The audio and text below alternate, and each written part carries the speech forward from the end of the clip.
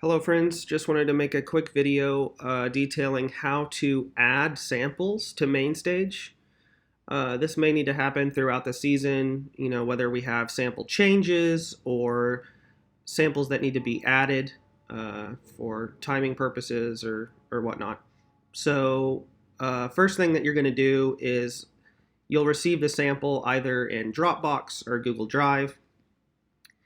You can download those samples onto the into the downloads folder on the computer running MainStage, or you could download them on your office computer, put them on a flash drive, and take them over to your MainStage computer. Whichever option you prefer is fine.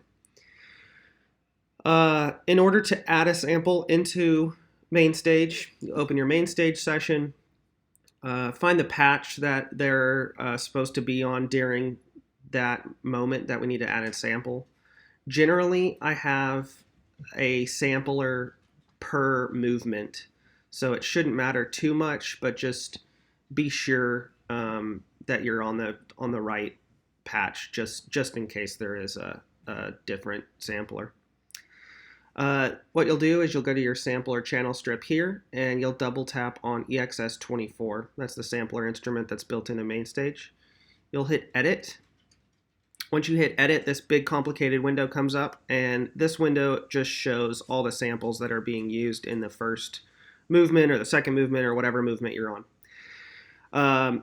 You'll open up your Finder window, and in Finder, that is just going to open up like what you're browsing your computer, or how you browse your computer. So you'll probably go to Downloads, for instance, and you'll have the samples in here that you wanted to add. So I had downloaded a couple of samples from Google Drive, and it puts it in this little zip file. So this is just a simple drag and drop. So if I wanted to add this sample, I would drag it over to here and drag it to the bottom and let go. Now, it is worth mentioning that if you add a sample, or you drag a sample into EXS24 on top of one of the other guys, it will replace that sample. So you just need to make very sure that you're dragging it down to the bottom and it's adding it, and not subtracting another sample and adding this sample. Now that the sample's in there, we need to adjust what key it's being pressed on. And we need to take off this pitch and enable one shot. One shot means that you press the key once and the sample will play all the way through. So we're going to select one shot and deselect pitch.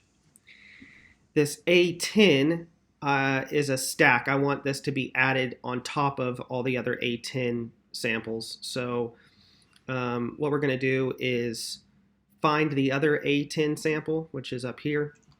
And it looks like it is triggered on D5.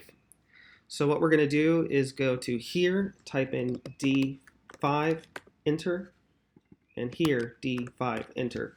And basically what that does is that just means the sample can only be triggered on this D note instead of being triggered across the keyboard.